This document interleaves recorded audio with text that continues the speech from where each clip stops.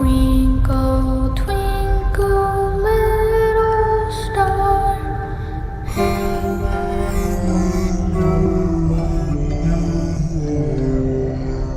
He's alive!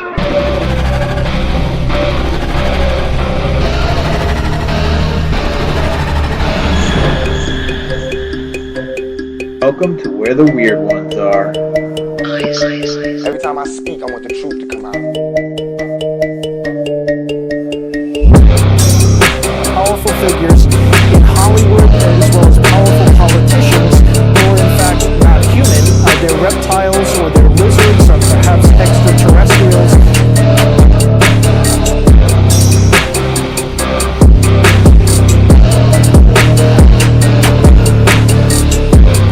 I don't think it is a human. I think it's a Sasquatch.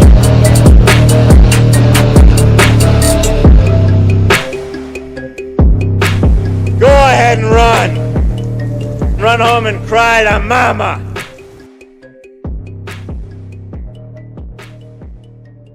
Let's get weird. What's up, you fucking weirdos? Welcome to another episode of Where the Weird Ones Are. My name is Kevin. I will be hosting you this evening. Or morning, since I post these episodes early in the morning. So, this episode is with Paige. She goes by Sulu. She goes by Solo and Spooked on Instagram. She's a mother of 3. She is a teacher.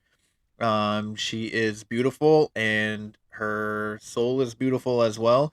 I definitely enjoyed talking to her.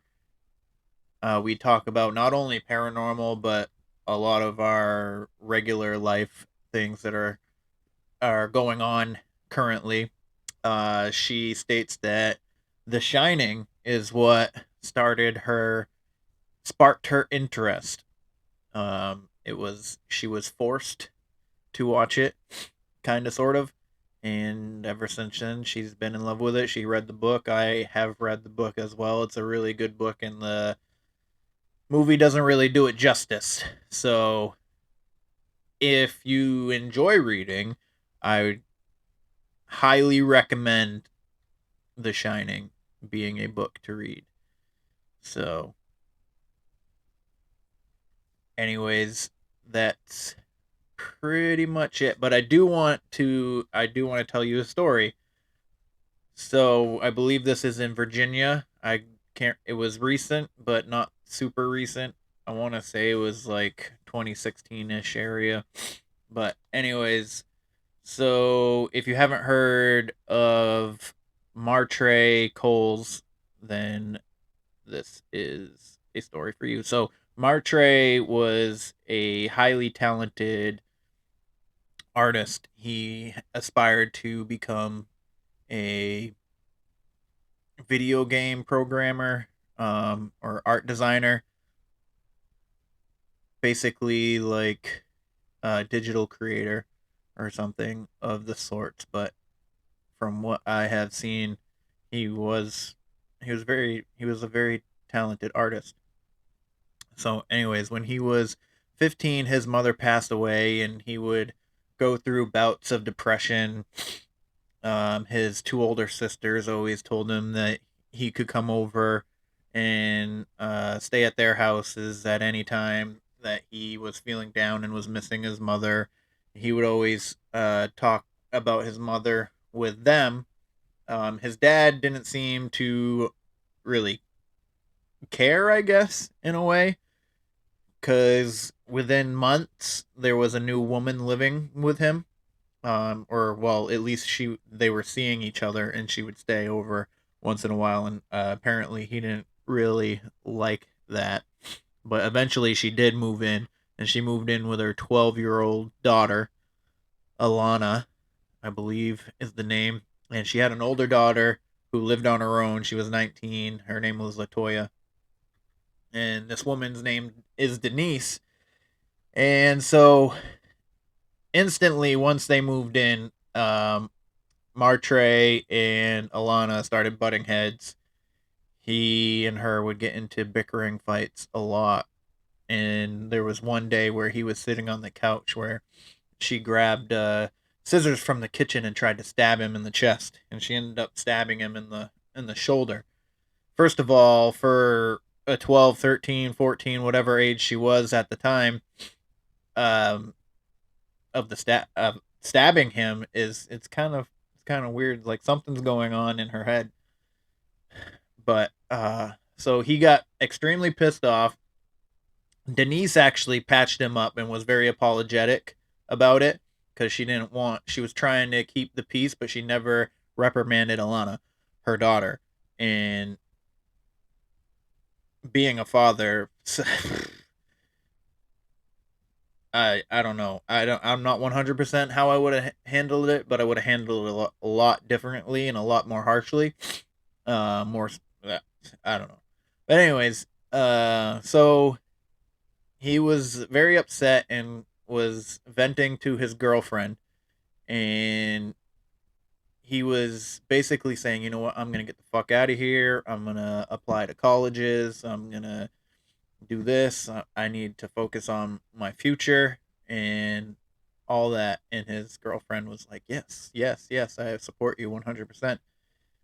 So, not long after that, he ended up getting an email for a school that he applied to come in to, basically check the place out. And his father was supposed to give him a ride to the bus station to go and do like an orientation, I guess is what it was called. So he stayed at his um sister's the night before. I think it was his mother's birthday, so he always wanted to be with his sisters on his mother's birthday, and they would go to her grave, I think, and whatnot. And so the morning he was supposed to leave, his sisters drop him off at the house, and he goes inside, and Denise and Latoya are there, and Denise tells him that she's gonna give him a ride to the bus station because his father Maurice was called into work. So he was supposed to call or text his girlfriend when he got on the bus, and he never did. So instantly his girlfriend became panicked and started called his sisters. His sisters went over to the house. Denise said, "I dropped him off at the bus station. I don't know what happened to him after that." And he had thought about taking his own life a couple times because of his depression with missing his mother and his mother dying. Um, so they call the police. The police are like, he's 18 because this was like 3 years after his mother died, so he was 18 at this point. The cops are like, he's 18, he's an adult. I'm sure he's got something going on. If he doesn't turn up, then we'll do something. And this is what I always hate hearing in missing person cases is the cops are like 9 times out of 10, the cops are always like, just wait and see. See, maybe he'll pop up or they'll pop up or whatever. And it kind of bothers me about how lax a lot of investigators are at first when they first get these tips. And then every once in a while, the 1%, they jump right on it right then and there. But yeah, so he was missing. I think it was like a day goes by, they don't hear from him. He doesn't return his call. Um, they called the school, asked if he had showed up, and they said no. So then they file a missing persons. Um, they file a missing persons thing, and so a search in the immediate area goes out around the bus station and whatnot, and nothing turns up. he's just gone. And then one day, a man walking his dog in a nearby park notices this green tote in some bushes, and he walks up to it and he can see a shoe sticking out of it, and it's on somebody's foot. So he calls it in, the cops show up, they open it, and folded into this tote is Martre Coles. So they are filing this, and there was a nearby sheriff in the county that March. So he was found in a different county, right? So they're getting ready to go inform the family when they get a call from the county of where Martre actually was living. And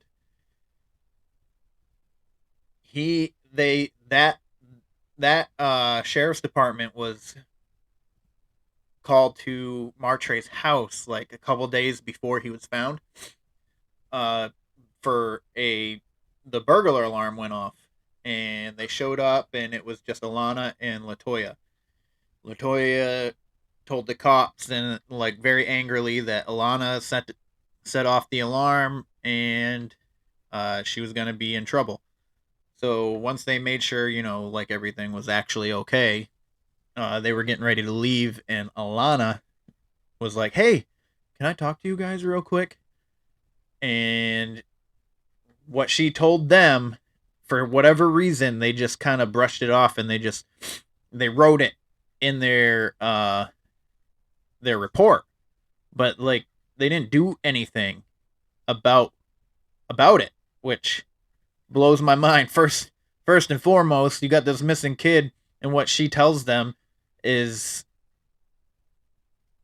something that needs to be investigated. So she tells them that she watched her mother, Denise Gay, and her sister, Latoya Gay, kill her stepbrother, Martre Coles.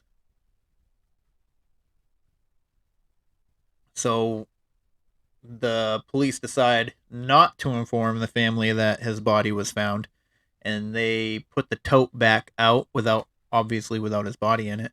They put the tote back out in the bushes, and then they went and questioned them about where he was, how he seemed that day, and all this. And they had set up cameras around the tote, and the next day or 3 days later, they would obtain footage of Latoya and Denise going back to retrieve the tote, because they were gonna most likely put the body somewhere else or do something else with it when they felt like the heat had died down, I guess.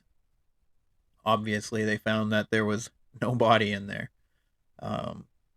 So basically, when Martre came home to go to the bus station, Denise would give him a cup of coffee that was spiked with some kind of drug, and it made him lethargic, and he went to go to his bedroom to pack for the school.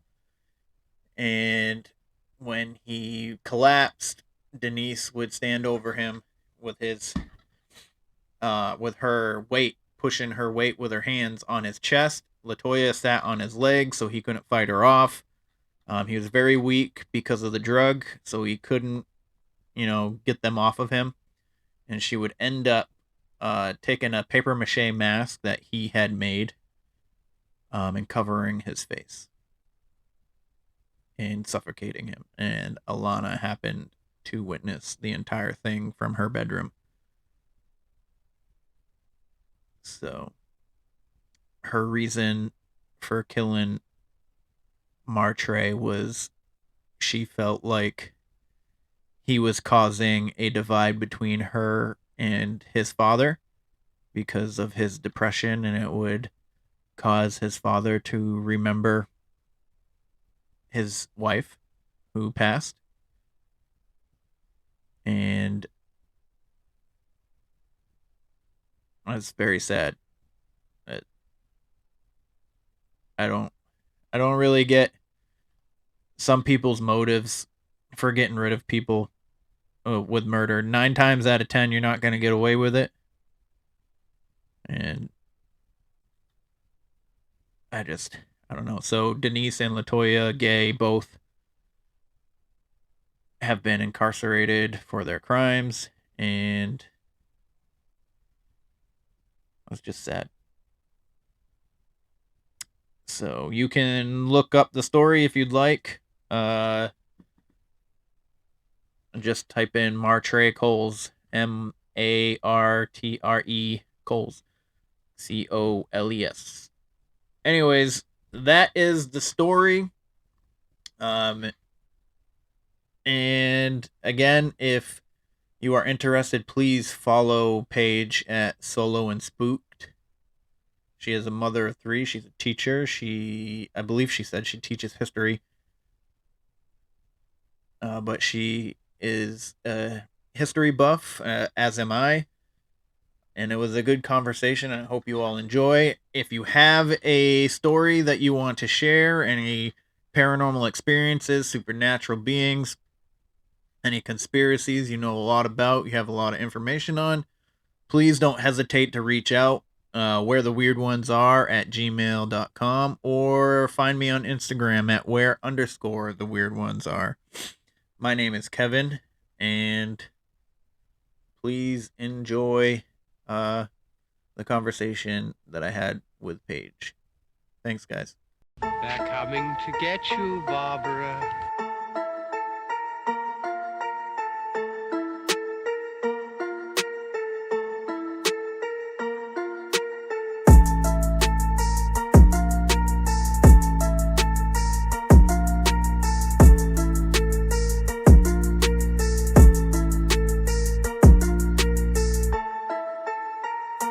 Let's get weird. Let's get weird. Let's get weird. Let's get weird.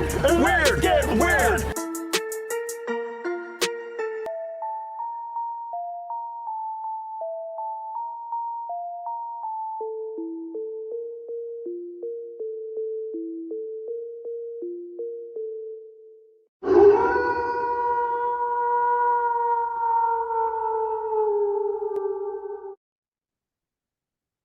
Hello, everybody. Welcome to the weird one, where the weird ones are. I messed up my own goddamn name. But today we are joined by Paige. She goes by Solo and Spooked on Instagram. So if you don't mind, you want to tell everybody listening a little bit about yourself and about how you got started? Yeah, sure. Well, first of all, thanks for having me. It's been a pleasure watching you on Instagram and, having mutual interest for sure. Yes, ma'am. Weird stuff, weird, Thank you. spooky things. So yeah, I've been, ever since I was little. I think, the first time I watched The Shining was in the 6th grade, and it was by force. I didn't want to watch it, but I think I was peer pressured to watch it. And my brother even scared us during it, and but I fell in love. I fell in love with it. That was my first dose of horror, and the rest was history, and I read the book. The book became a favorite. So I've been into ghosts and the paranormal since I can remember. I've had experiences since I can remember. So a lot of the ones that happened when I was younger, until I was an adult, it's like, oh, that's what that was, right? That was an Right. experience where I just thought it was normal before. And so now it's just been really fun as an adult, and just to explore that a little bit more, and coming to these now. What I've been doing, I'm divorced, and so I'm a single mom. I have 3 kids, but when I don't have them, I've just been going around to different hotels and different haunted locations, Mm-hmm. and exploring those, and kind of doing some of my own mediumship at those locations. So it's been a lot of fun. Okay, so you are a medium or empathetic? Yeah, something like that. I don't know how to even put a label on it. Clairvoyant, intuitive, medium, you know, um, I feel that I feel like it's a spectrum, Mm. I feel that some people have a little bit, some people maybe haven't tapped into that at all. And then some people are really freaking good at tapping into it. I want to get there one day, maybe. I don't know. So I feel like I'm somewhere in the middle, and it comes through in various ways, but the supernatural, the spiritual, they've always kind of contacted me more so than like humans. Like that, I can't read humans quite as well. Yeah, So humans are confusing. they're very complicated. Yes, very. I mean, Spirits are easier. they are. Like most of the guests I've had on here, myself included, I tend to trust the dead, or I'm more afraid of the living than I am the dead at this 100%. point. I mean, when I was a kid, like most people, when you're encountering something spooky or otherworldly spirits and whatnot, you tend to be more afraid than not. And Mm-hmm. then, like myself and most of the people that I've ever talked to throughout my life, we tend to realize that they're not. It's not malicious, and it's not hurting. Other than like possession and stuff like that, that's a rocky road. But Sure. other than that, like hauntings are usually just that they're just weird Experiences. stuff, Yeah. pretty much. So oh, go ahead. Sorry. A lot of the people, I'm solo and spooked. I've been going to these places by myself, and it's like, when I go to, it's not just hotels, it's cemeteries, it's haunted locations, it's roads. But when I go to cemeteries, when I go to those roads, isolated public places where Hmm. there's not a lot of people, I take a buddy. And it's not because it's for not against the spirits, like no, not protection against them, but Right. it's just the humans. And so for me, like coming to the hotels, or even, I could stay at an abandoned place if like there were some guards outside again to protect me from humans, Human. but the spirits don't, I haven't, and I was thinking about that before our call, like possession. Hmm. I don't know enough about possession, and I don't know enough people who have experienced it firsthand or secondhand. Um, but it's something that I've never ever experienced. I've never have felt in danger with spirits. I've definitely felt some negative energy, but I've never felt that, my mom's always worried something's going to attach to me, and Hmm. I don't ever worry about that stuff. And so far, knock on wood, nothing's happened. I don't, I feel like they're with me all the time and they don't Right. bother me. So Right. Do you claim that? Do you claim a religion or anything like that? that's a good question. No, I don't. I'm very spiritual, but I don't identify with any organized religion. It's not really my thing. Yeah. So I was raised Methodist, I think. And then I married a Catholic. And Ooh. so my kids are Catholic, and I've been in the churches, and and I, for me, like religion it's fascinating because it's been around for so long, and it's, there's so much tied with it, like Mm. power and Yeah. the history of it. And so I think I love learning about different religions. And so I study Buddhism a lot, Mm. Taoism. I study more like the spiritual, like Wiccan, but I've definitely been to a lot of churches as well. And Yeah. so I know there's an afterlife. What Right. I'm Right. pretty sure about. So trying to be good.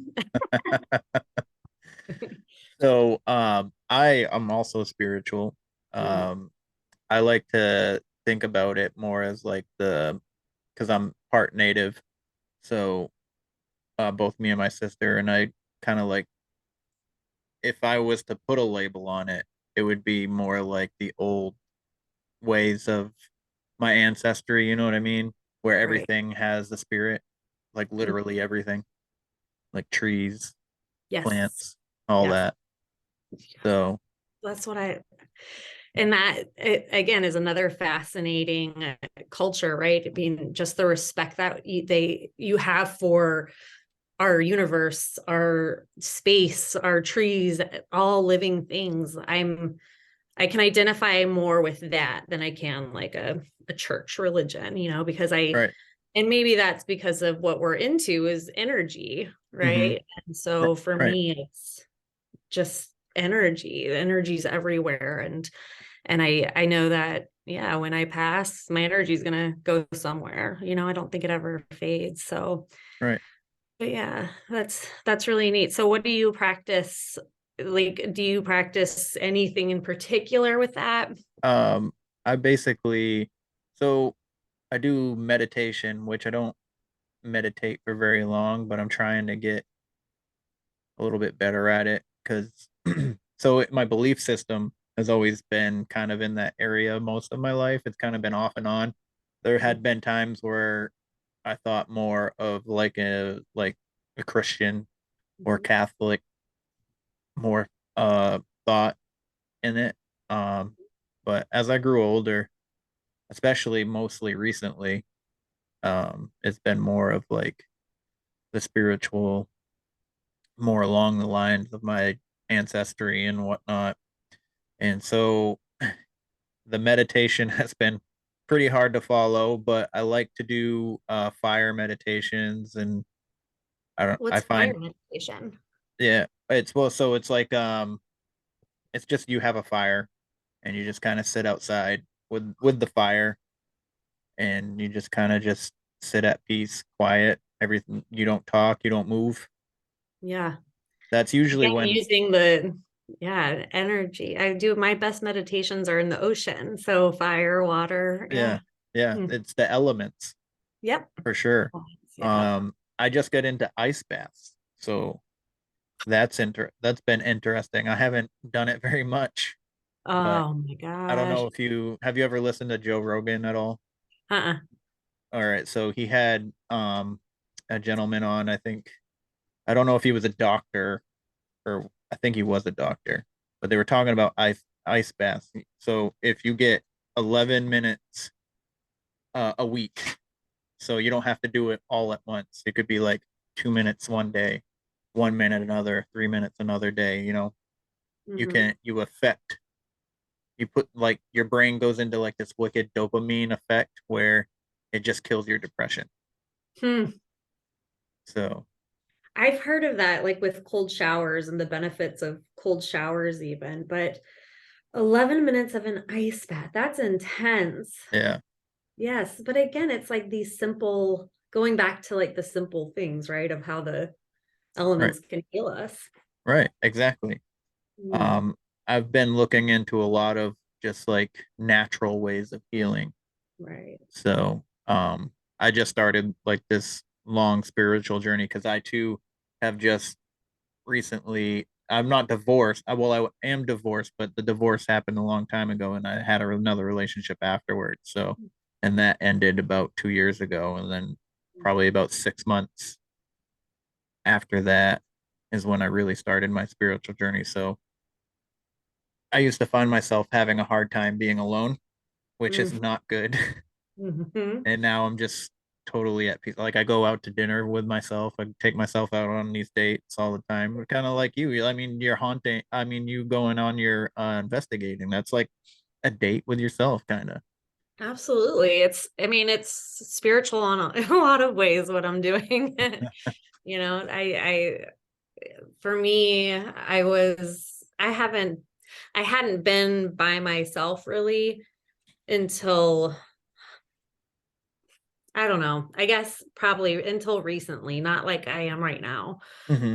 And so this has been very healing for me too, because it's just, I'm used to depending on other people. And I remember when I got divorced, I remember talking to my friend, like, oh my gosh, I remember being like, I'm gonna be single. I'm gonna be single. I'm gonna do it for 3 months. It's and I just remember being like, 3 months is so long to be by yourself. And it's just I'm so happy that something changed. And I was actually seeing a man over the summer, kind of casually, but like Yeah. we had planned a trip because he was really into the supernatural as well. And so we planned a trip to the Brumder Mansion in Milwaukee, Wisconsin, which is super amazing. And he ended up not being able to go. And we were already kind of like on the cusp anyway of like, is this working? Mm-hmm. And so it was kind of just like it was like, all right. And so I was like, I'm going to go anyway. And then I went and I had such an amazing time. And it was such a profound, like almost life-changing experience that it was like, okay, I can do this and I'm enjoying it. So let's give it a shot. And now that's what I've been doing, just going to these places by myself. So, and it's just been nice because, I started the Instagram account not really knowing what I was doing or thinking anybody would, like it's like, ooh, 80 followers, cool. That's fine. Yeah. Just have like found this community of other people who appreciate the weird shit that I appreciate. It's like, oh, I'm not such a wacko. I mean, I am, but at least I'm among others. Weird is not a bad thing. Never. So I've been labeled weird most of my life anyway. So not like like creepy weird, but just like I like weird shit. Yeah. So That's all right. I've had experiences most of my life too. Have you? Yeah. And Since yeah. I think, well, me and my sister were on another podcast last night, Mm-hmm. and my first and her first happened together. Okay.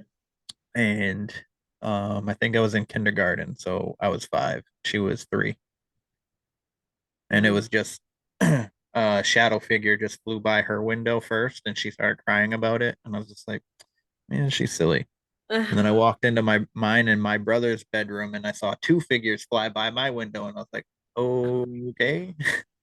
Wow. And Ugh. I chalk it up to like maybe like witches or flying. Like that's kind of like what it looked like on a broom, just going, just Right, flying by. totally. But Creepy. it was especially at that age, and we were living out in the middle of the woods in Vermont. Mm. So There's not just, you're not in the city where people are passing by your window. exactly. So Yeah. and I mean, there was a farm right down the road, and there was another house kind of close by, but Mm. like first of all, like, so it was a trailer, so it was already raised, and you had to walk up a good quite a bit of stairs to get to the deck to go inside. You know what I mean? So it's not like a normal person just walking on the ground would even be able to see from the window. Man. Did you guys tell your parents? Yeah, my sister. Well, I didn't. My sister did. My sister cried Yeah. about it, Yeah.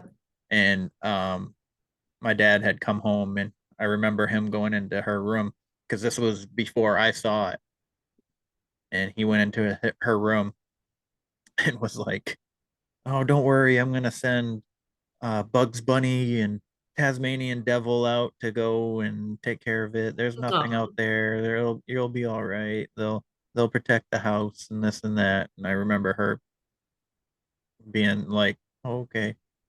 And then after literally as that was happening, I walked down the hall to my bedroom. And then as I walked through the door, it was like the 2 windows next to each other, and they just went poof, and I was like, "Oh, all right." And then I turned oh, around and walked back down the hall. oh my, did you tell your dad? I didn't know. I Yeah. kept it to I told my sister the next day. Right. You're And like, then at this point, he's not believing anything. yeah, yeah. So Oh, wow. um Well, that's a really cool story. And I'm sure it sparked your interest in that stuff, or at least like notice your awareness of it. right. And shortly after that, we were that so my parents used to play cards with my grandparents and my aunts and uncles and stuff. So it'd be like this big kind of like family get together. Mm. And I remember my cousin, I think she was 4 years older than me, so she was like 9 or 10 at the time. And she put on Child's Play, the second one.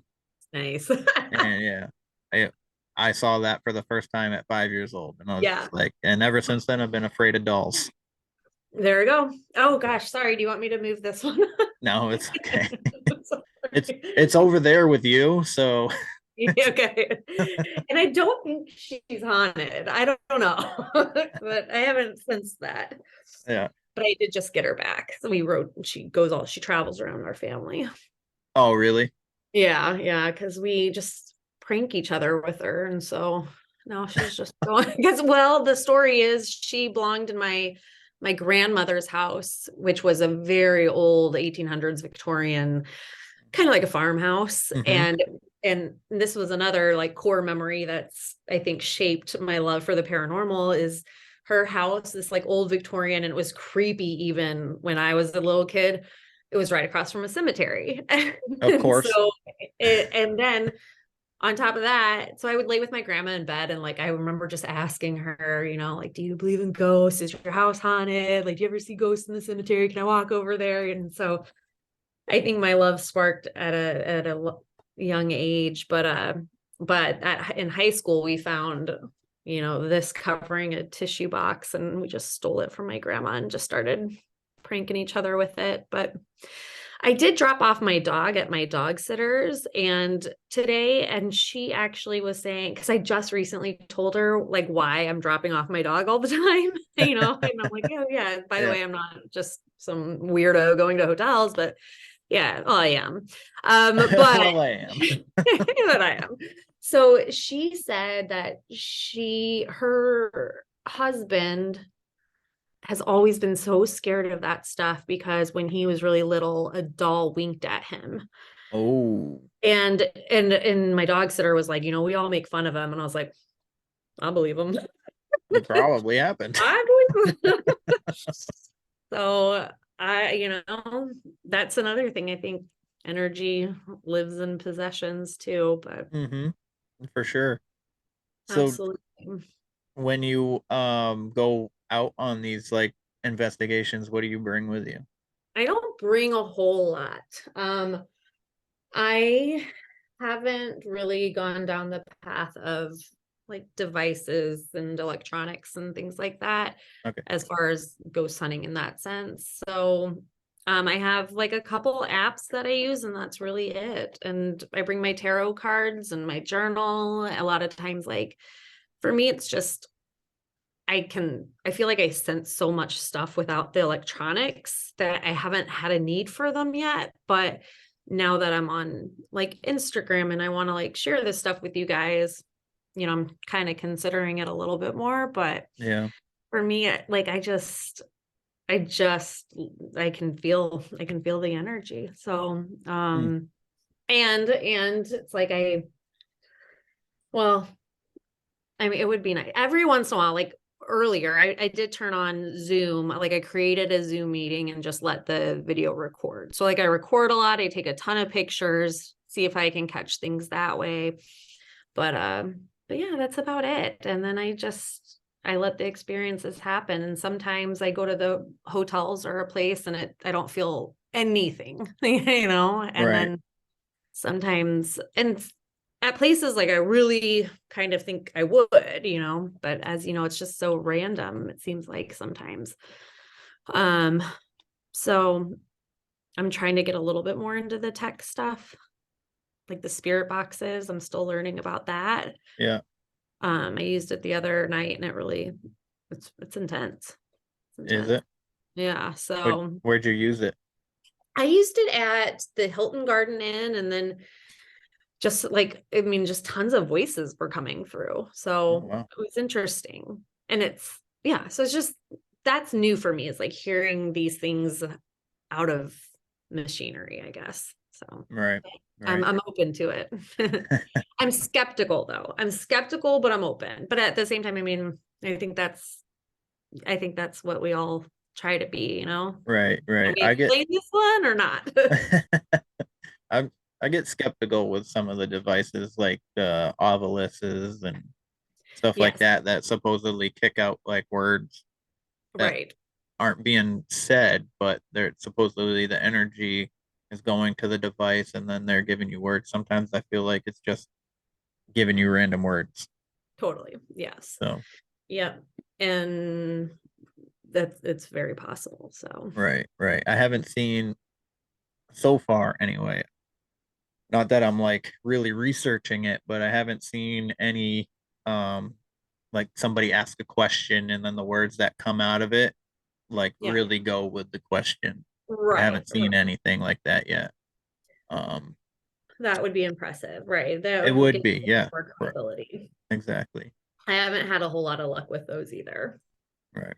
So, but there's a lot to learn. Next month, I'm gonna go to, what is it? It's called like the Rhodes Hotel, I think, in Indiana.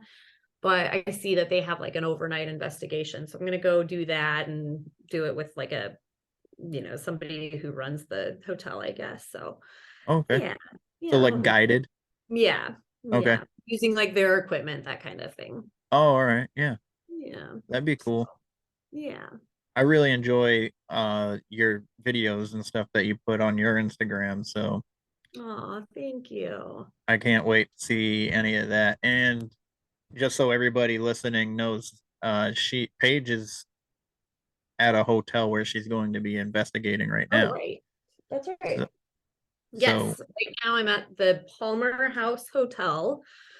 It's a Hilton hotel now, downtown Chicago. It was built in 1871 or 73, maybe 73.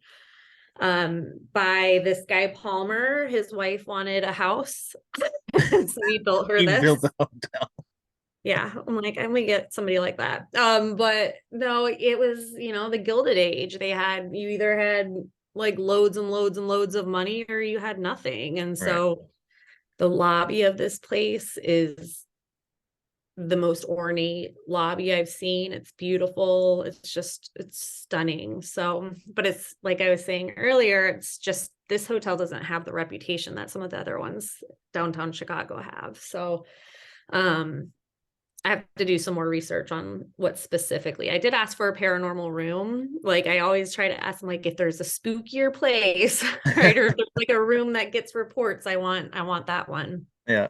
And so I did request it, and I don't know if the lady at the desk was like, I don't know. So we'll see. We'll see if anything happens. But Yeah.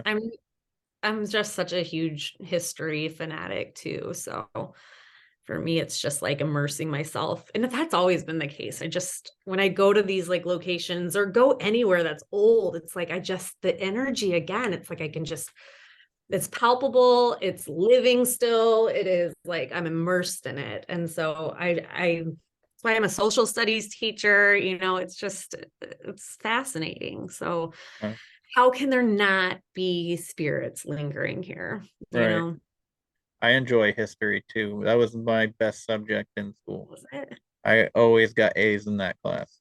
Nice. So, Yeah. Yep. and my son is actually learning about the Civil War, and he was all excited to show me his notes and talk about it. So I think he might have a little bit of interest in history as well. Good. That's So, awesome. See, in 7th grade? 8th grade. Okay. All right. So yeah, I teach 8th graders, but here in Illinois, like the Constitution, Civil War is 7th grade. So Yeah. I think they did a lot of that in 7th grade as well. But I think his report that he has to do is on the weapons that they use. Oh, So very cool. yeah, he was trying to tell me that they use rocket launchers the other day. I was like, are you sure? He's like, well, it was said it in the website that that my teacher told me to get my information from, and I was like, are you sure it said rocket launchers though? Because I think that's more of a new age thing. Right, It's like they right. use cannons. I know that. Yeah, I'm thinking like torpedoes weren't even around then either. So Yeah, no. uh, that's too funny. Well, I remember I've assigned I've assigned that same project to my students, the Civil War weapons, and it's really cool. It is. Fascinating. It's interesting. Yeah. I lived in Texas, and the history in the South is just awesome as well. And there's Mm. now being part of this paranormal community, like seeing all the people who live in the South and Savannah, it's like I gotta go back down south and do some ghost hunting. I So, I come into contact with a lot of people from Florida yeah. through this. And there's So activity in Florida, right? yeah, there's a lot of it, I guess. So Yeah. there's been one, two, three, four. I've done 5 podcasts with people. So 5 of my episodes are with people from Florida.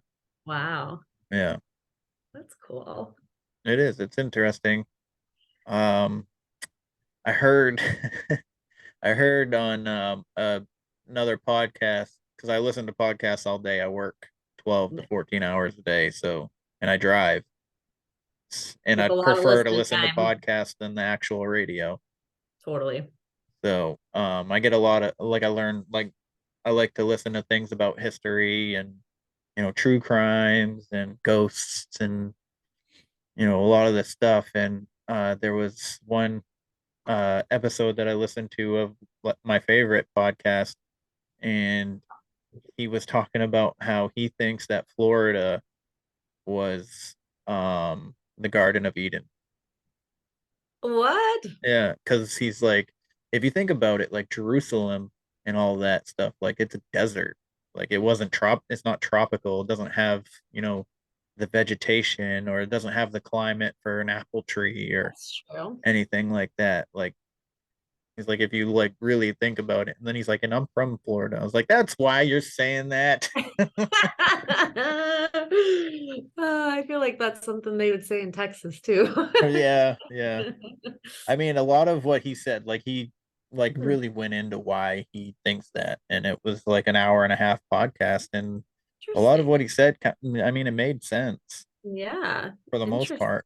Like he's um, like they were in, all they had was leaves covering them, like they were walking around naked.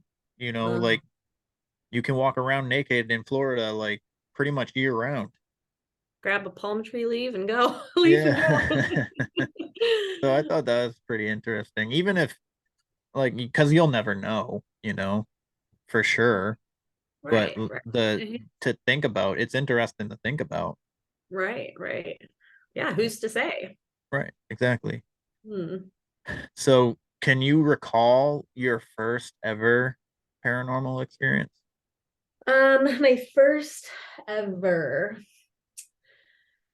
paranormal, because I know like as a kid I had a lot of like the like clairvoyant type things, like weird things that would happen where, like I would close my eyes, I could still see things that were going on, that kind of thing. Mm-hmm. And I remember, well, actually, my mom will say my first paranormal experience was I saw my grandmother, what I thought was my grandmother, on a Mm-hmm. cloud outside, like could have sworn it. And I was really young at the time, and it freaked my mom out too because of how you know scared I was, kind of, and freaked out by it.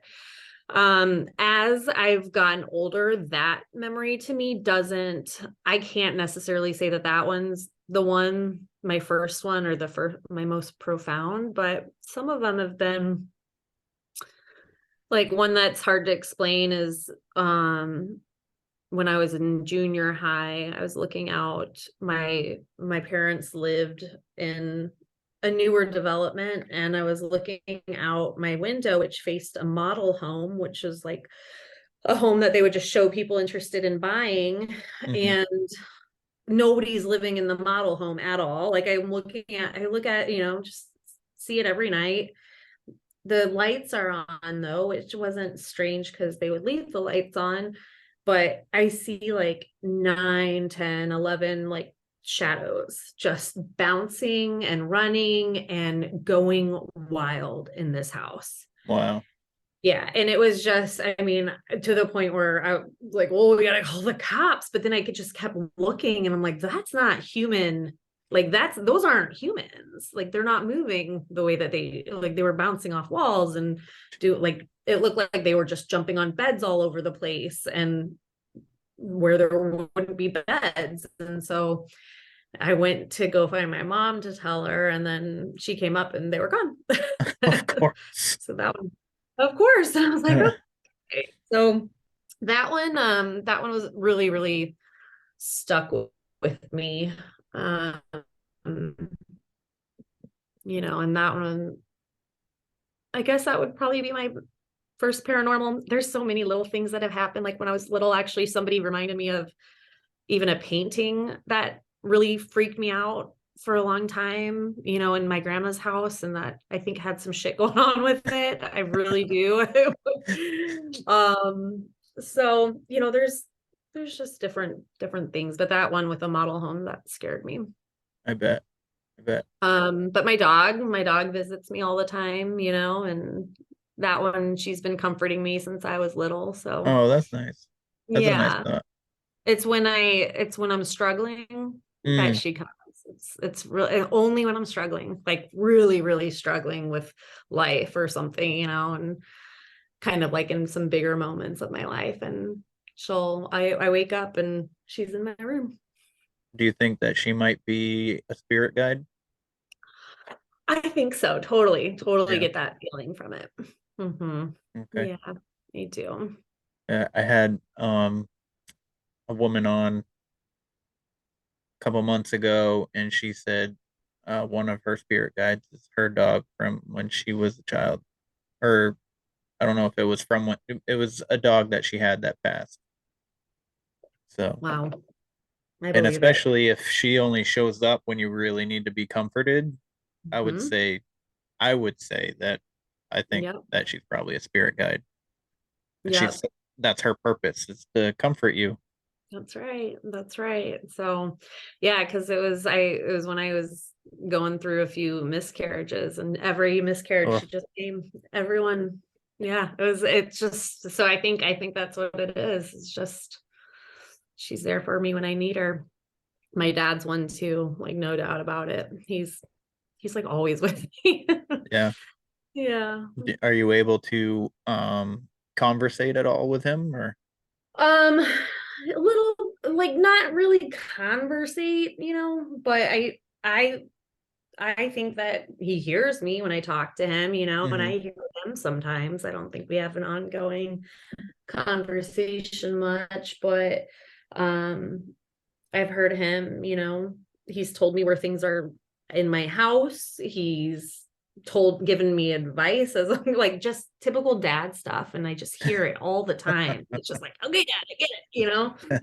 Um, and just stuff that he would say, if you were really here. So, he's tugged at things. My mom. I'm trying to get my mom to come on my Instagram account because her stories about my dad are awesome, like since he's passed.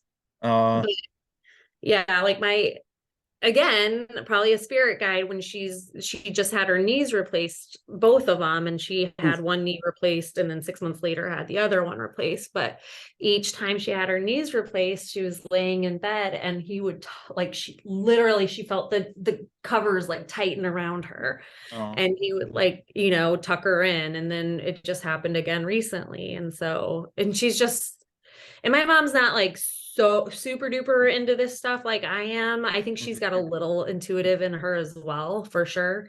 mm. I don't think she would admit it, but I can see it. And so she was just like, yeah, no doubt. She's like, no doubt. She's like, the covers moved.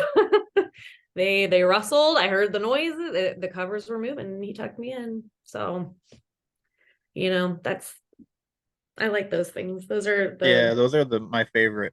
I feel yeah, like those are my favorite too. like 2 years ago when I went through my thing, I was just laying in bed and I was kind of like on my side but on my stomach at the same time. And my dog was, I can't remember if she had her head on my shoulder or on my thigh. But either way, I remember I was looking right at her and I had just kind of woken up and she picks her head up and looks at like my doorway. I'm just like, the fuck you looking at? Yeah. And and then like literally like a second later, I feel this weight go like somebody sits on my bed and it's by my feet. And I was just like, and then I was like stuck, and I couldn't move. It was paralysis.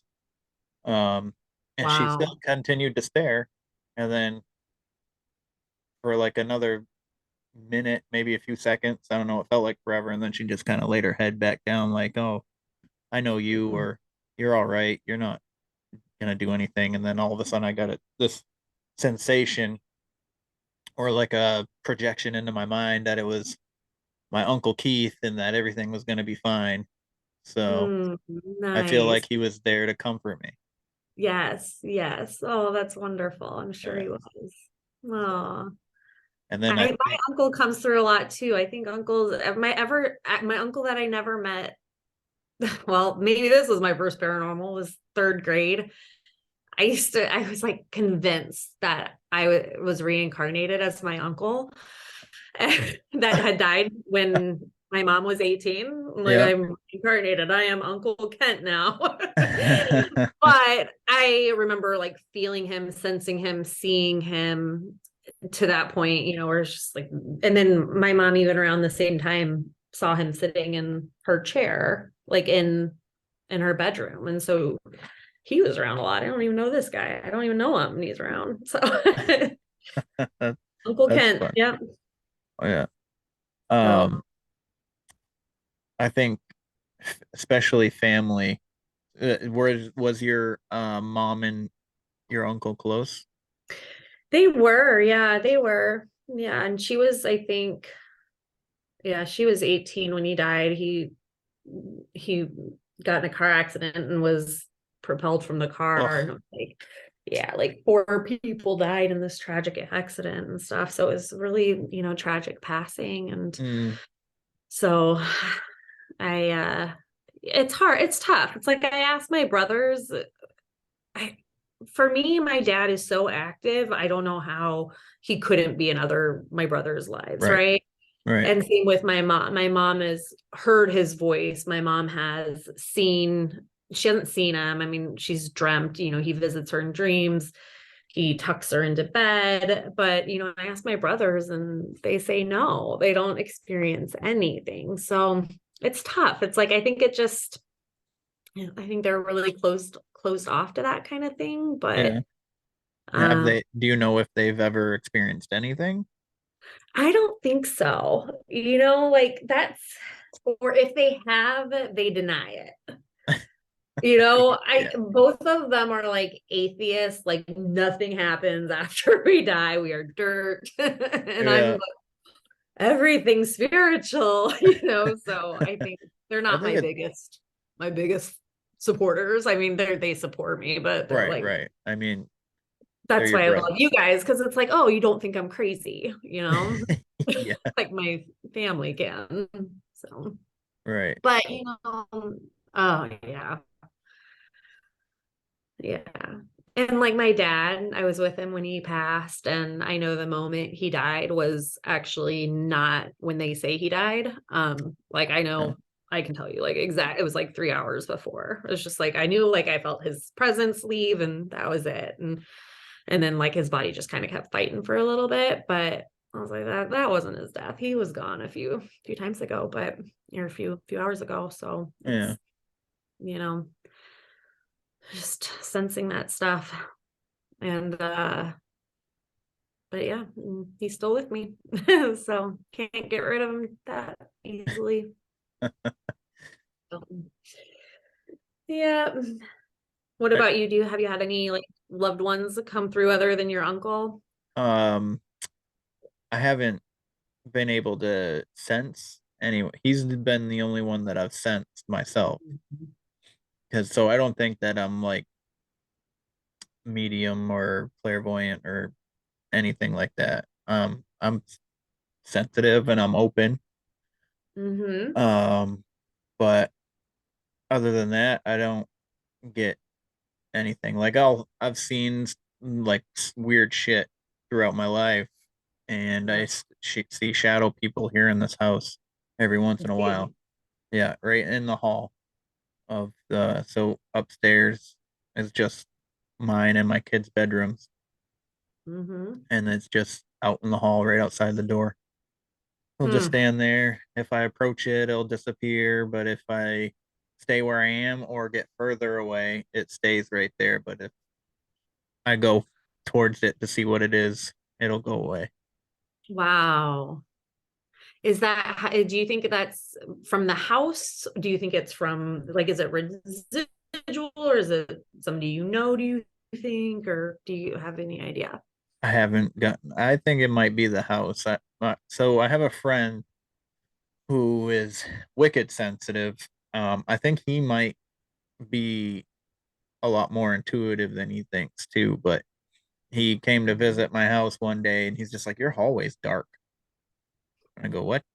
He like, do you mean like I need more light? He goes, no, your hallway feels like there's something there that's not here, if you know what I mean. And I was like, oh, all I know. right. That's You're like, cool. Thanks for that. well, it explains the shadows. It does. It does. It really does. Oh my gosh, that just reminds me of, and I've been wanting to post about this, but I'll just talk about it now because I am a firm believer of like the energy of homes and houses and buildings, obviously, but Yep. eh, so my house that I lived in before this one, or two houses before this one, I've moved a ton, but the house when I first moved to Chicago, my ex and I bought a house, and I wanted one house, he wanted another house. Mm-hmm. We didn't go with the house that I wanted, and I was devastated. It was like a heartbreak because I was so connected to this house. Like the second I walked into this house, I knew it was meant to be mine. Mm-hmm. And we got it inspected, and there was something wrong with the inspection where we just didn't feel comfortable buying it. Or he didn't. I still would have. So we ended up going with the house that he wanted, and I hated this house from the minute I walked in. But we were on a time crunch, so I was like, and it's in a great neighborhood, like everything on paper is wonderful about this house, so it was hard to say no to it, but I hated it the moment I walked into it. And then I found out that the owners before it, this isn't scary, it's just weird, but the owners before it were a married couple with 3 boys that got divorced. Oh, So shit. in my head, the moment I heard that, I was like, I know that's what's gonna happen. I know it. And I knew it. I knew it from that moment. I hated that house. And then I realized why, I think. And I was like, that's it. I know I'm gonna leave this house divorced. Oof. And so I always had a feeling about that one. Definitely tried to work through the marriage. Didn't, like, Right. Didn't just didn't give call up. it in or Right. anything. Yeah. But and so yeah, I moved into that house. I just hated it. Anyway, so now the house I'm in, I love it, except there is one spot in this house and it gives me the friggin' creeps. And it's in my basement. But it's like right at the bottom of the stairs. So Mhm. it's just like right at the bottom of the stairs in the basement. My basement's finished. So it's not a creep, like, I mean, it's not, too creepy of a basement, but um I have my workout equipment like kind of across from that, and I can't turn my back to that area. I like when I close my eyes, I see visions of like what I think may have happened or is gonna happen, and it freaks me out. And I hope it already has happened. And like I'm not even gonna say it because I like it would freak me out too much to even like Okay. put it out into the universe.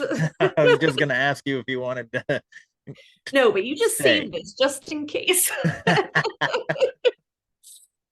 So So I don't know, but there's that it's a spot that I just don't like, and every time I go down there, it just creeps me out. do you know what year that house was built? It was in the 80s, so it's not. That's Uh, the thing. It's like nothing else about it feels spooky or haunted. It's modernish, so truly, it's just I can just tell something happened there or is going to. So okay. yeah, I don't like that stuff. That's one that kind of bothers me a little bit. Mm. Just because it's my house, right? Right. Oh, anything's too spooky in my house. Right. So this Oh. this house was built in the 40s. Oh, okay. So Yeah, that could be there's some unusual stuff then. yeah, there's a little more time in there that where things could have happened. Mm-hmm. So, and Oh, then the absolutely. house next to me wasn't built until the 80s. Oh, okay. So this house kind of stood. Well, then there's another one next to me. I think this one and the one on my other side were built around the same time, Gotcha. and I share um a driveway with her. Oh, okay. And then the other people that I don't like so much, they're a little bit further away, so I don't really have to deal with them anyway. So that's a good thing. Yeah. It sucks when you don't get along with your neighbors. Not that I don't get along with them, they're just a little not my speed, I guess. They're a little loud at night in the summer. Oh, yeah. Yeah, but Actually, yeah. um That's annoying. Yeah, I've had neighbors that are amazing, and then I've had neighbors that it's just like, yeah, yeah, really yeah. kind of put a damper on things. So that spot in your house, do your kids ever like do they feel afraid of that spot at all? No, nothing yet. No. Do you think No. any of them are kind of on the same plane as you? One of them. One of Yeah, them. for sure one of them is. And I don't know if he knows it yet, but um yeah, my middle son, he is like an empath to the nth degree, to the point where I'm really like, I mean, I don't want to go off on a tangent, but I sometimes the word empath bothers me because it's You're right. like, you know, I think some people use it like, oh, I'm an empath. I really, feel for you because I'm an empath. And it's like, well, we should really try. I think we should try not to take on people's emotions so much. Right. And so that's something that I'm trying to instill in my son is like, because he feels things so deeply and intensely, and it's from other people, it's from animals, it's from buildings, it's from like anything. He just feels and he senses so deeply, and so I'm trying to like work on him at the same time, just like, okay, try to let some of that go. Mm-hmm. He might be a little bit more sensitive than I am, I don't know, but it can affect his mood, and he's just like, I don't know why I feel this way, and you can just see he's like overcome with something, or he'll really gravitate towards certain people, right, and just Yep. really have a connection with certain people, and he'll like cry over things that he can't explain. He's crying and he's just like, I don't know why I'm crying, like just out of nowhere. It's almost like something just hit him, and like he's feeling somebody else, or Mm-hmm. sensing something as somebody else. And so um I think he's definitely got something. We'll see. Yeah. Yeah. I So It sounds like it to me for sure. he's the one that like he'll come with me ghost hunting every once in a while. Like Oh, really? yeah. So he and what's interesting is more so than me, he reminds me, he's like, Mom, we have to be respectful of the spirits. Aw. Yeah. And like, or like if I'm talking too loud, he's like, Mom, like, or like, don't joke around while we're here, so he's very reverent to that realm. And oh yeah, he's 100%. It'll How be old fun. is he? He's 10. 10. Yeah. That's Yeah. And I'm sure other stuff has happened that I just can't think of, like seeing things and think although my oldest, yeah, my oldest does my oldest has night terrors. And I swear sometimes those are like well, I know he sees people when he has night terrors because mm-hmm. he's yelling and screaming at them and there's nobody there. So Oh, I'm like, It's so creepy. That And is creepy. I don't know if there's anything spiritual with it, but like he will be awake but not awake and just, who the fuck are you? Who the fuck are you? Terrifying. Jesus. And he says that too. He says the F-bomb, and then the next day he doesn't remember any of it. And I'm like, oh yeah, you just like stared out your window screaming, who the fuck are you? He sleepwalks. Yeah. Ugh, And it's scary. that So would scare the crap out of me. yeah, it's terrifying. I hate it. I hate it. But I was putting my daughter to bed one night, and she was looking past me, and she was half asleep or half awake. Well, either or, it's the same thing, I guess. And she just goes, "The black cat. The cat's gonna get me. The cat's gonna eat me." And I was like, "What are you talking about? There is no cat." And I'm looking, and she's like, "It's right there." And I was like, "There's nothing here but a wall." Oh my gosh. See, I think kids are just that much more open to those things. Yeah. You know, Yeah, I know. I if believe they're it. underdeveloped brains, I don't know. I just from my experience as a kid, just all the weird shit that I saw. Like I remember even laying in my bed. It still creeps me out. It still creeps me out. I remember laying in my bed and looking at my dresser, and like my clothes were just strewn on the dresser or something. But I swear what I saw was a dead ballerina like laying on my dresser. And I quit, like I just remember looking at it and like trying to blink and make it go away, and like, and it wouldn't. And Oh wow. yeah, it's weird. But again, I think, your imagination when you're a kid too. But Right. True. Have you ever I guess a negative, what would you say would be the most negative? Not that, even if they weren't like necessarily negative, what would be the most negative, do you think? negative what? What do you mean? Experience with any like, would do you think so, like as in like scary, or maybe you thought was gonna harm you or something? That I've had. Yes. Um, let's see. Trying to think of some darker experiences. I don't feel, again, like I haven't felt very scared. The times that I've been scared are just more like shock, where Mm-hmm. something happens and it's like that shock of just like, oh my God, what the fuck just happened? Mm-hmm. And my adrenaline spikes, and then it takes me a while to calm down. So that happens quite a bit, like when I see the shadows of like they're popping out of places, or if like I hear something. Um, it's just jarring. It's Yeah. it's usually when I'm least expecting it. And so that to me is, I remember at Brumder, and this was one of the reasons, again, like I got back into all of this stuff, is that was I didn't like that energy that I felt there in that moment. The whole other, like the rest of the stay was so wonderful in every single way. But I was like starting to get disappointed because I didn't see anything, like nothing was really happening. I maybe felt some taps on my head in my bedroom, Mm-hmm. which that stuff happens like all the time. So it's like, eh.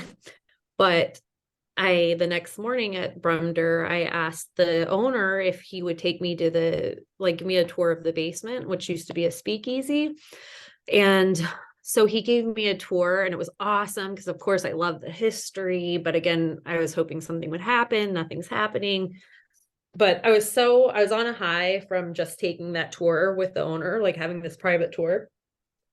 And so I was on a high, and I'm about to go check out, and I'm walking up the stairs, and I see the shadow just pass right in front of me, and then somebody say, "Hey," right? And it Mm-hmm. was like the combination of it just happening all at the same time, and it being so obvious. Sometimes like those are the ones that scare me when they're just so obvious. Like Mm. subtle things like this happen, all the time, or like something will get tugged, but like it's the ones that just are so obvious they freak me out. And I'm like, this shit shouldn't scare me anymore, but it does. Right. And I remember that freaked me out. And I literally shook the whole way home back to Chicago. Oh, wow. I was like, because I swear somebody followed me up from the basement. Yeah. So for people that might not know what a speakeasy is, do you mind Sure. describing it? Yeah, so the speakeasy came about during the Prohibition, when alcohol was illegal. And so, there's a lot of history, especially in Chicago with like Al Capone, because he was, and Wisconsin, which is, Right. Brumder. It was supposed to be, I think, one of Al Capone's speakeasies.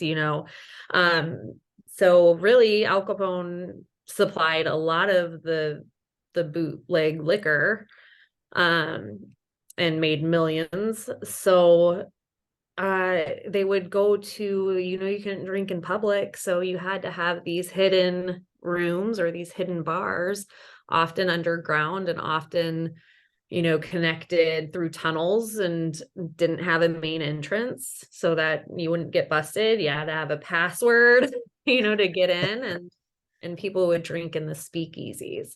And often they were all would often be brothels as well. A lot of gambling, all that fun stuff. So Yeah.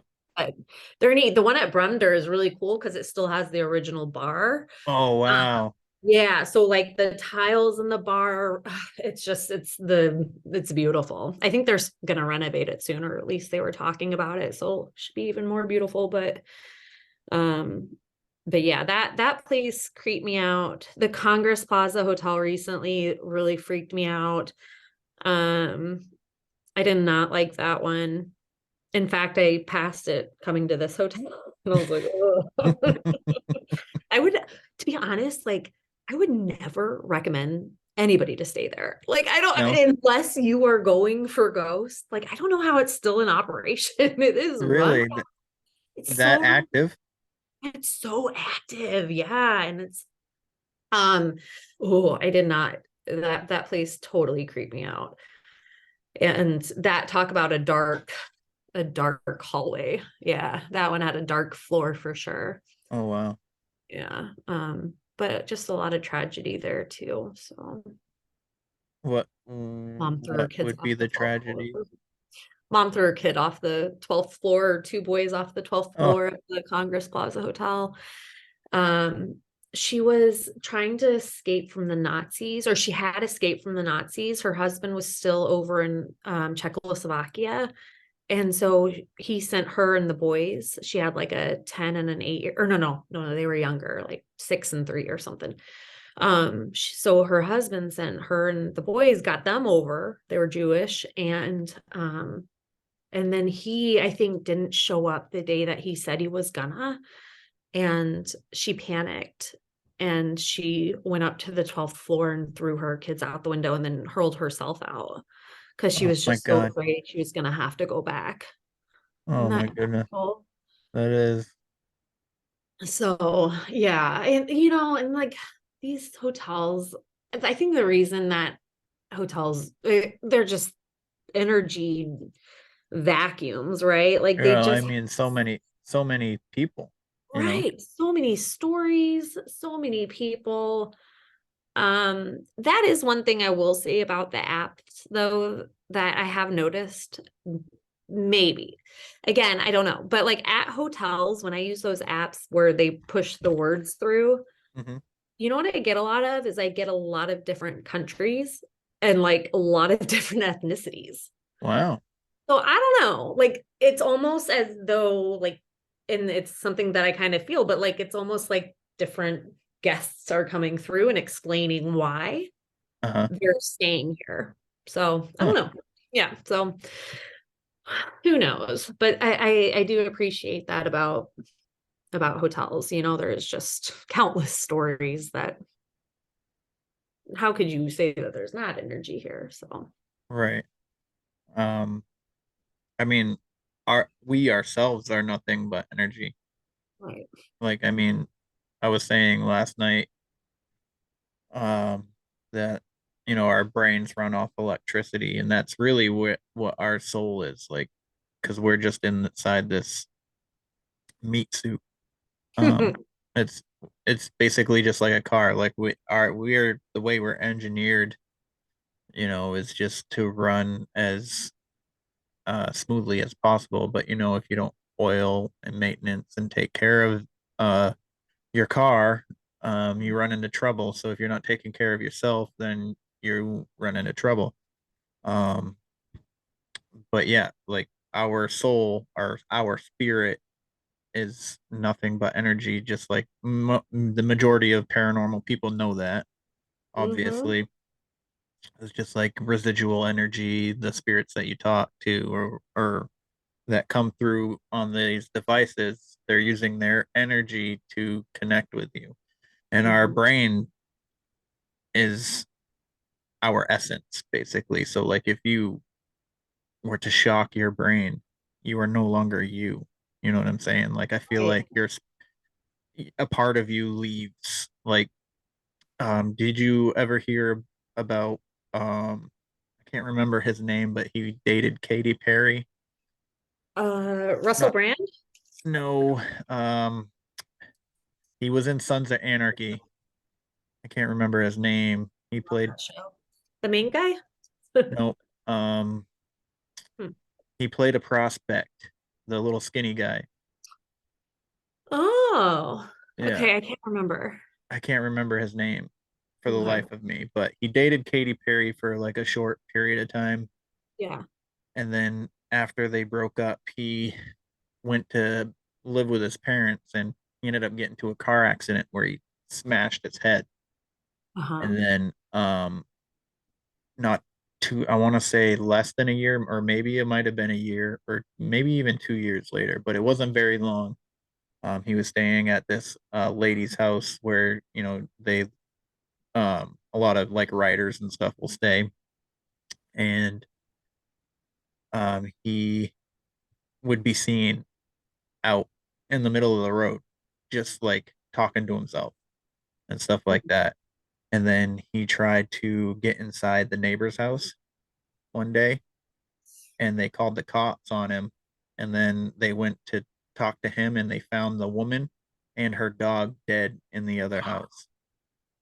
He killed them? Yeah, No. yeah.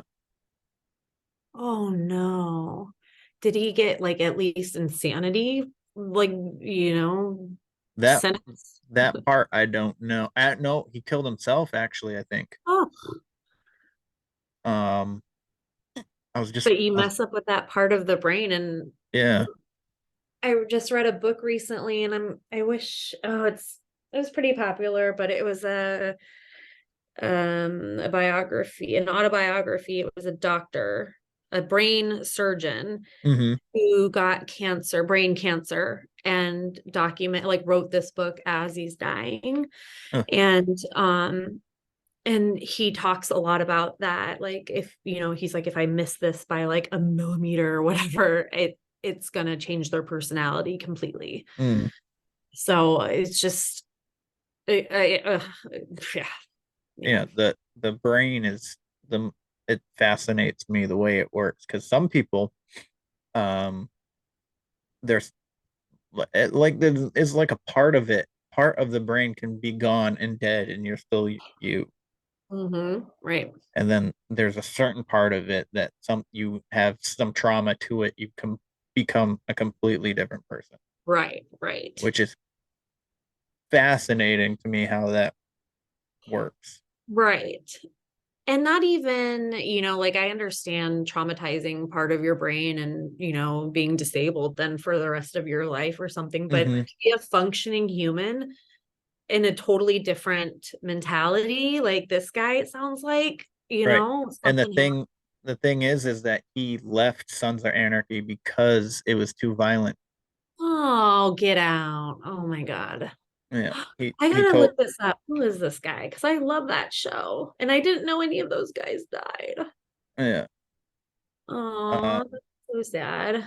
I can't even remember his name in the show, but I remember when I heard it because I Yeah. heard it. I no, it was YouTube. That's where I found it. It was a YouTube video about it, and he said his name, his character name, and I was just like, "What?" I was like, "That guy." I was like, "I didn't know he dated Katy Perry." Huh. But Johnny Lewis. yes, that's his name. Wow. Oh, I didn't know he dated Katy Perry either. I remember this guy. Yeah, Half that. half sack. Yeah, there we go. How can you forget half sack? Yeah, the minute they said half Oh sack, my, I was just like, "Oh, that guy! I know who that that guy. is." Yeah, But like totally. for some reason, just now I could not think of the name. Oh, funny, funny. But Um, wow, that's really sad. Hmm. yeah, it is. It really is. Um, but Yeah, yeah, I don't. one I of those. just I don't. I don't know what happens when we die. I don't. Like I. have you I ever had like an encounter with a spirit that may have told you, um. or what they've experienced, anyways? Let me try to think. Not really, because I think that's what confuses me. It's like I still don't understand. I just don't understand how it works, and I'm Right. okay with that. I'm okay Right. with that. I don't try to figure it out anymore, because to me, sometimes it's like, why would they stick around, And Amy Bruni just tweeted, Amy Bruni? She No. was she was she like has ghost shows and everything on the Travel Channel, but she just tweeted that they had a new season and were ghost hunting, and so she tweeted that they met a ghost that wouldn't move on because it didn't want to leave watching its birds.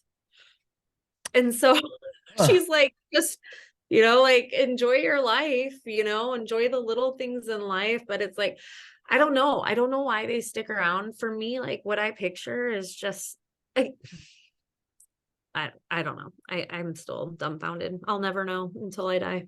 Right. True. Do you So, believe in reincarnation at all? I have gone through periods of my life believing it, and then periods where I'm not as big of a believer. So, there's been times where I've really been into Buddhism, and that's been a big part of it. But um, at this point, I don't really believe in it, I guess. I don't Hmm. know. I've kind of got this like agnostic vibe with it's like I know that there's energy. I know that there's spirits. I know that something happens when we pass, and I don't know what it is. And I don't know, like, it's like, why is my dad sometimes with me and like not with my brothers, right? Hmm. Or with my mom. Like my mom and I always joke, I'm like, dad must be with you because he's not with me.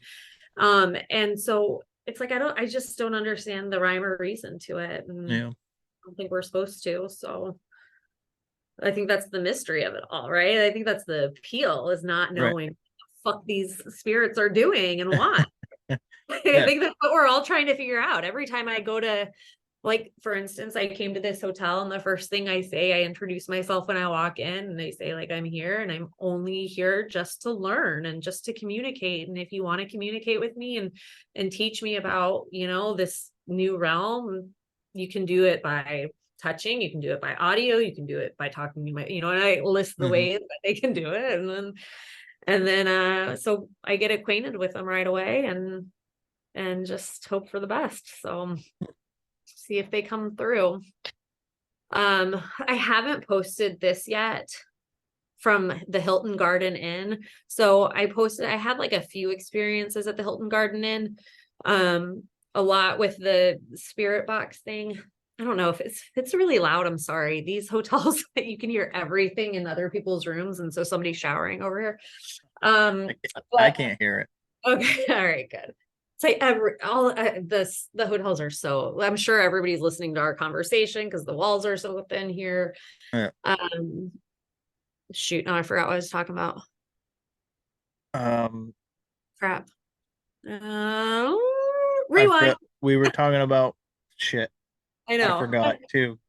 I'm to the hotels. I introduced myself. Yeah. Oh yeah, yeah.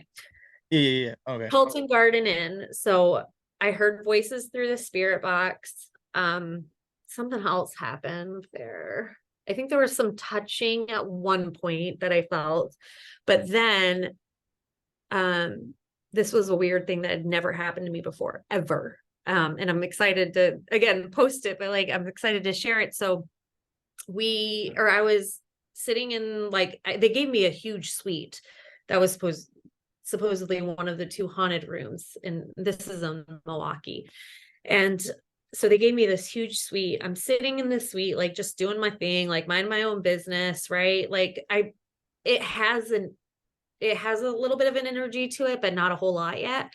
And I go to the bathroom, come back out. It was like a different room.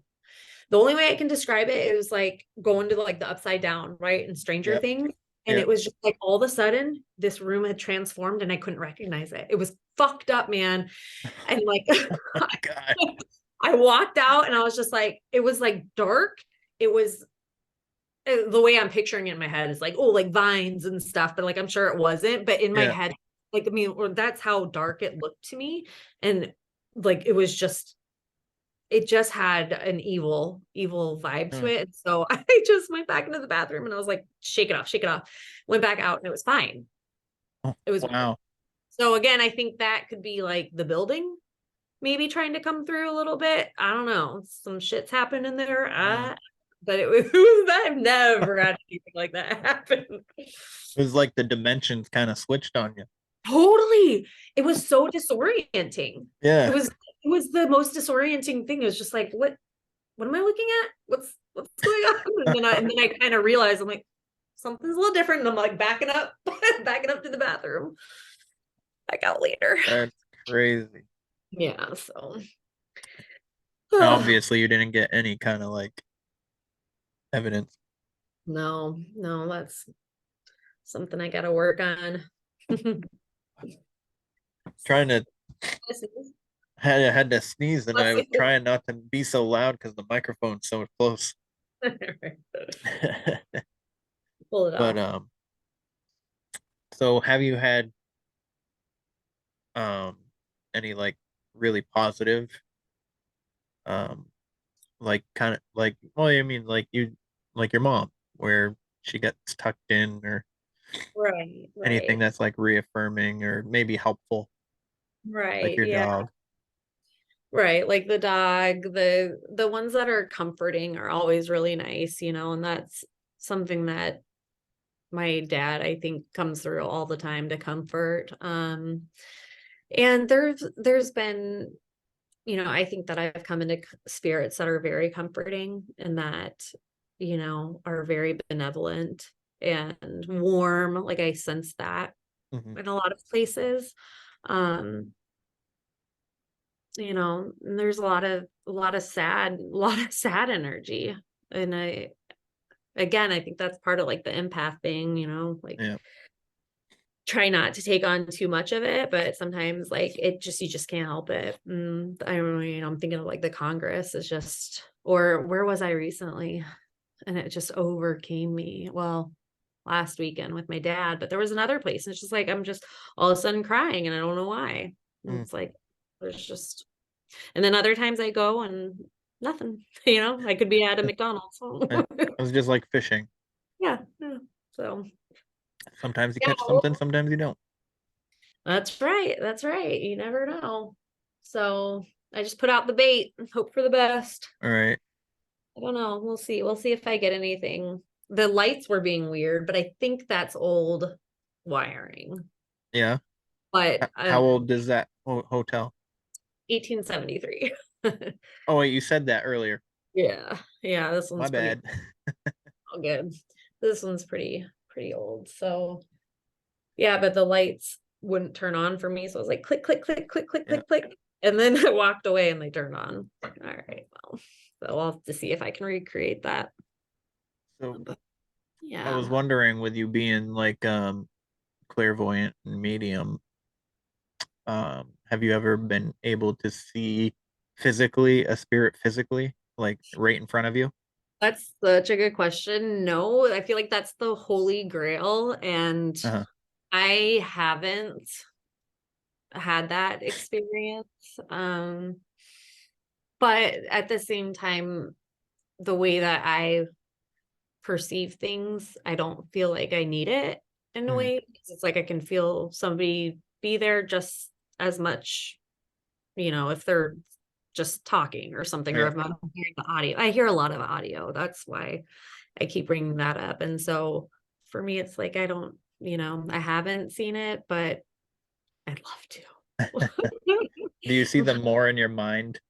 Oh yeah, yeah, Like yeah, you yeah. can you can get like a physical appearance in your um brain. Yes. Okay. So perfect example.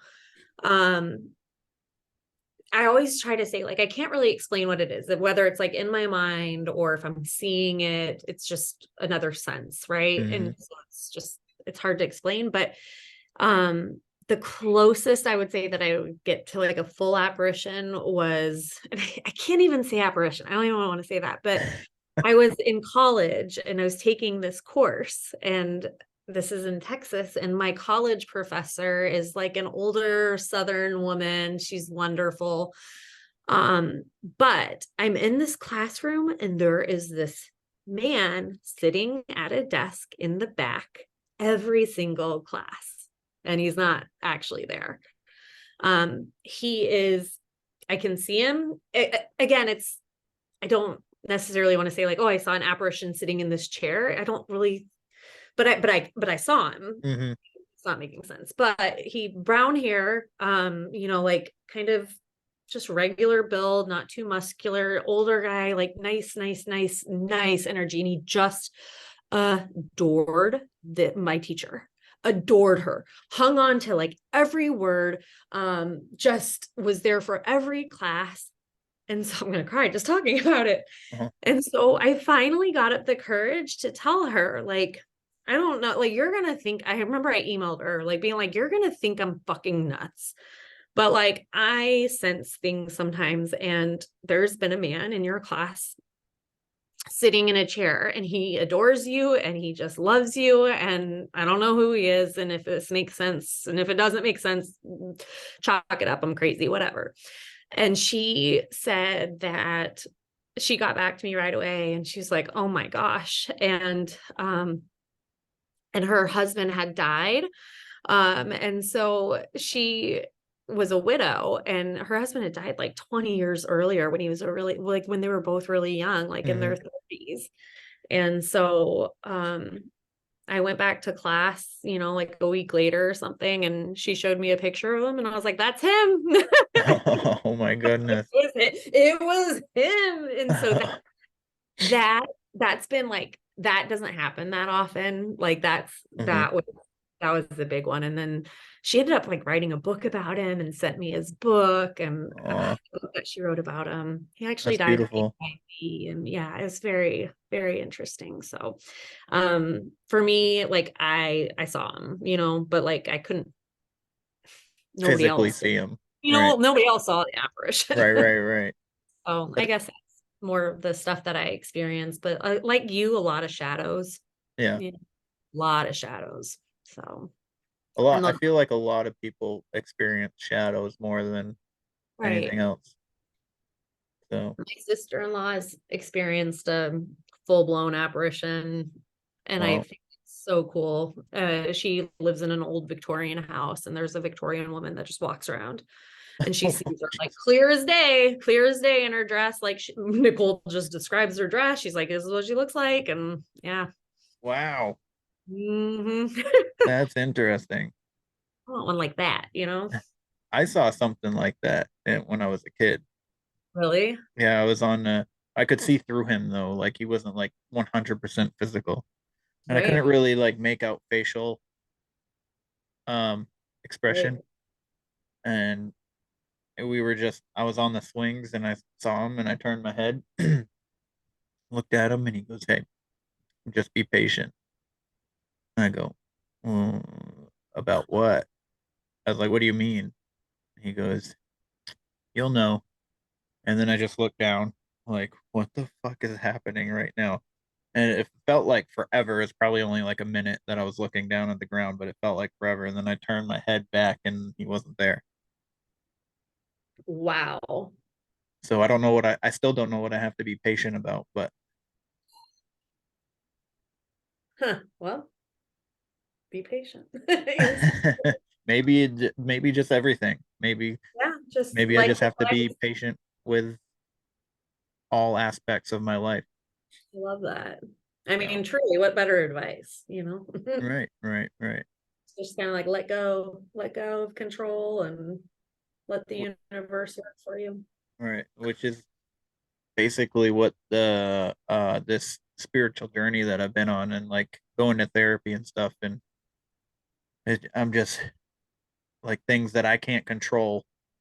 Mhm. Why do I care? Right. So, That's something I've had to deal with too. I've been sober for over 5 years, and so a lot of my oh, spirit. congratulations. Thank you. Yeah, a lot of my spiritual stuff is from AA, and Yeah. it's a lot about letting go and acceptance. And so that's something I have to work every day so that I don't drink again. Mm. Well, they say alcohol is spirits, right? So you're Yeah, putting spirits in you, that's right. basically. I got different kind of spirits now. Yep. Yep. Yeah. So, are you finding fulfillment in your life with the journey, the path that you're walking right now? No. Just kidding. No. No. Um Truly, I don't know. I don't know. I feel like I'm at a transition point and Hmm. I feel like things need to change in my life. Like I know I'm at a transition point and I don't know what it's going to look like necessarily, but I can feel it. Like this is a new chapter coming up. So I'm trying to stay fulfilled as much as I can. Like I run a gratitude list every day, like Hmm.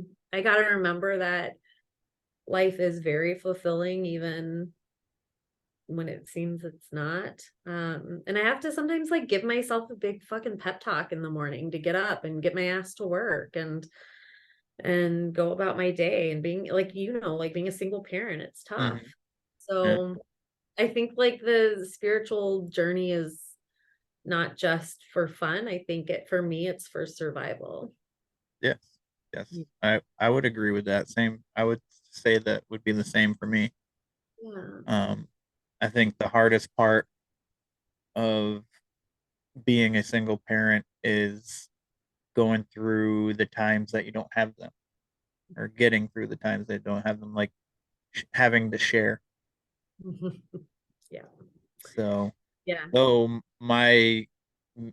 I get along with my kid's mother. We're like friends, Oh, basically. me too with my ex. Isn't that nice? Yeah. She just got a new boyfriend not too long ago, and he's a wicked nice guy too. I Awesome. remember I was going to shake his hand, and I was gonna give him, the talk. You Yeah. know, you better respect my kid's mother in front of my kids and be good to my kids and stuff, and or I'm gonna have to hurt you. And I shook his hand, and he had like this like limp handshake, and I was just like, oh, I'm not gonna do that. I'm not gonna say anything. I'll just be nice. Nice. There you go. So, See? and The power of yeah, pause. That's what I call that. yeah. Um, but yeah, no, he's actually a teacher himself. So he's good to my kids. Him and my son get along really well. Oh, good. That's awesome. Um, That's all we yeah, can hope. we did this birthday party for my son at some show. They used to be in Vegas, but they're in New Hampshire now because they're from New Hampshire. So they brought their show back to New Hampshire. I can't remember. Braden, what was that show called? No, he's talking about it. He's like, the Pantaveret, the show that's on Netflix that him and I watched. That show that we went to for your birthday. Yeah. The guys on the stage. What was that called? Cake? Oh, Cake. yeah. Yeah, they were on America's Got Talent? America's Got Talent, and then they got a show in Las Vegas. Okay. Yeah, and they were out there for a while, and then they brought their show back, and they is almost like the Blue Man Group where you got to wear the ponchos and stuff because they spray shit at you. Nice. Those So are we fun. went to there, and my ex-wife's boyfriend ended up sitting next to me instead of next to my ex-wife. Love it. And well, he was also afraid that he was going to get picked first because they do like pick people out of the crowd too. So he wanted to Yeah. be more in the middle of the Yeah. aisle, so he didn't have to get picked. But yeah, it's definitely a learning experience for sure when you go through stuff like this. So you find out a lot about yourself Yeah, you for do. sure. Ugh, yeah, you do. And some of it's like, oh, maybe I should change that just Yeah, to help me get through this a little bit more. Yeah, it's tough. It's tough sharing for sure. It's like I feel like I'm used to it sometimes, but then it's like I still find myself crying when I don't have them, you know? yeah, It's like a yeah. Me too. Like poster. because when I usually don't, so I only get my kids on the weekends. Okay. So I get them Friday night to Sunday night, and that's every week. So they go to school Nice. in the district that their mother lives in. So Monday through Friday I'm working, and then I go to the gym, and then I come home and I have like an hour to eat and watch something before I gotta go to bed and do this fucking shit all over again. And in that hour, I'm just like, oh man, it would be so nice to have one of my kids to talk to right now. I know, right? Oh, And then like watching I don't know about you, but watching them with like your ex's boyfriend. I mean, it's like I'm so thankful for Holly because she is my ex's girlfriend. I mean, she's so great with them. hmm, So great with them. And like we are, my ex and I are pretty good friends too. And so like we'll hang out. Like, but actually Holly has hung out with my family. So like my family has oh invited wow, her over. Like we've all gone to lunch together. So, just because of kid events, like my parents will be there. And hmm, so my parent or my mom, and she'll say, let's all go out to eat. And Holly's family now. And but it's interesting. It's it's finding having some thoughts and then like nope, that's okay, it's okay. yeah, It's okay that my kids are hanging out, that they're getting love from another person, and yeah. but I always want to be their favorite. You will be. I know. I know nobody can replace mom or dad. No. So but that's another thing, my ex was so not into like this stuff, and Yep. so I that's like people are like I got out of the paranormal for a while because I think like my ex would just make fun of it. And every time I like brought it up, he would just make fun of me and like, like laugh at it. And so I kind of just kept to myself and, like I knew it and I believed in it, but Right. so that's been awesome for me to be like, wait a second, this is the shit that feeds me, that Hmm. fuels me, and I squashed it down for so long, and so now again, one more cool thing about being single and solo is like I can do my weird shit now. Nobody Yeah. can make fun of me, and if they do, welcome. Right. That So, I feel like a lot of people when they're in relationships, they don't realize the damage that they do to their partners sometimes with certain like even if it's not a big deal, right. like after a while it becomes a big deal.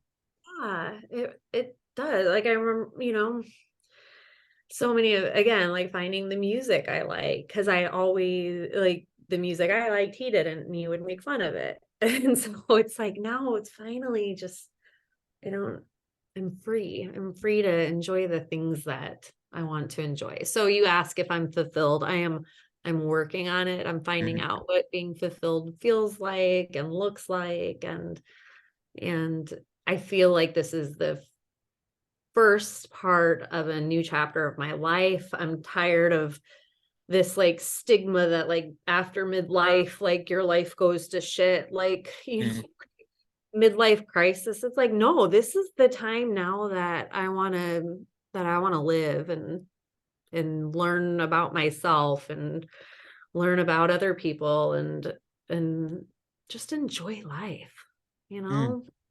So it's good. It's taken me a little while to get here, 3 years after the divorce, but it's a process, as you know. Yeah. There's a process to everything. You gotta Mm-hmm. trust the process. Trust the process. That's right. Yep. So here we said we weren't going to talk for 2 hours. And Oh, yeah. All right.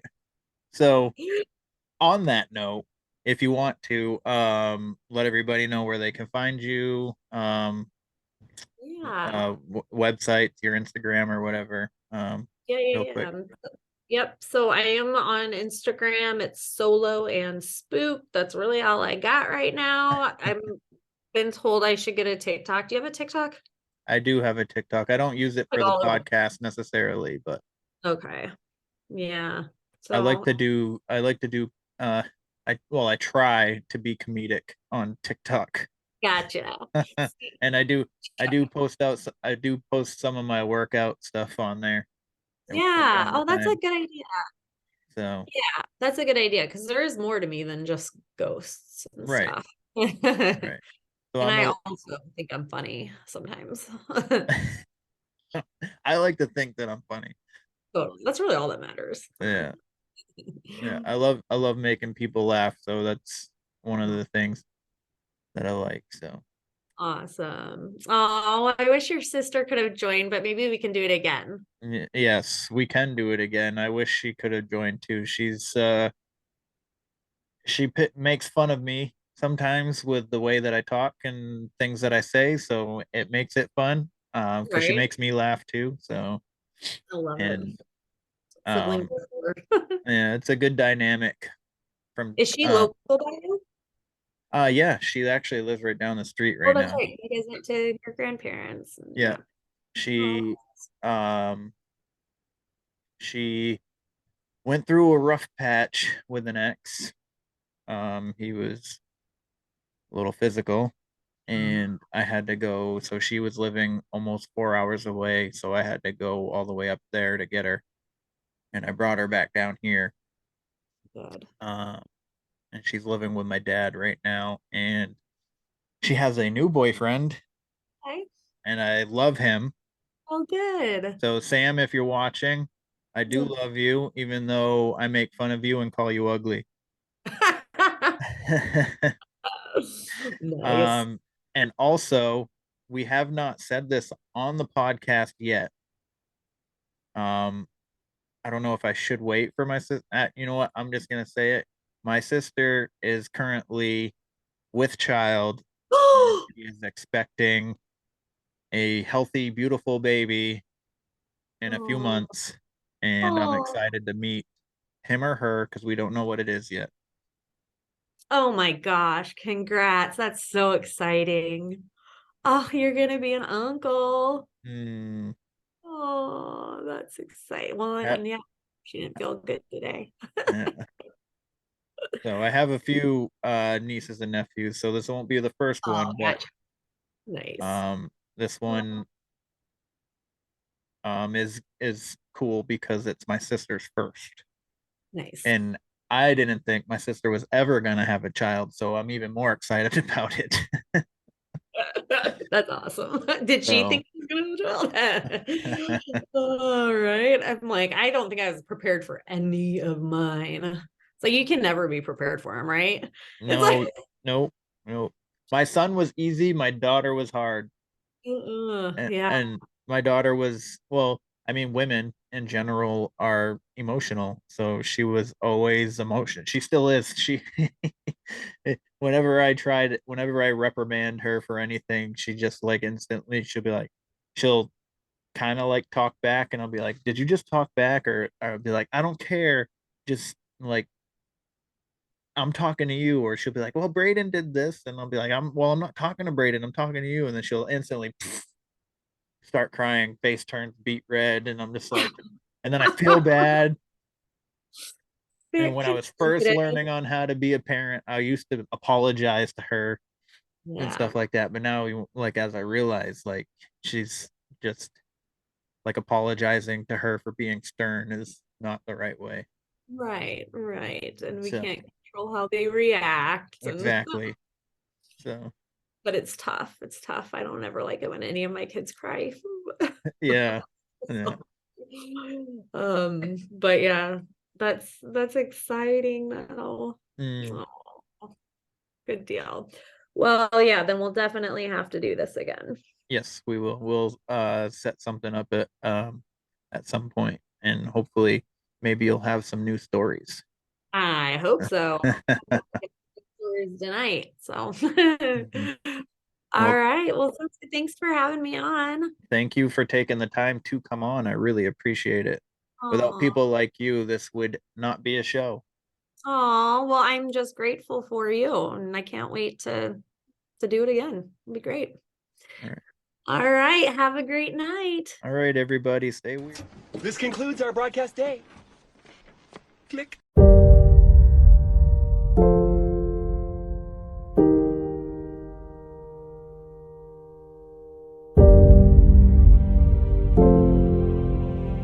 Because in the end, none of us have very long on this earth. Life is fleeting. And if you're ever distressed, cast your eyes to the summer sky. When the stars are strung across the velvety night, and when a shooting star streaks through the blackness, turning night into day, make a wish.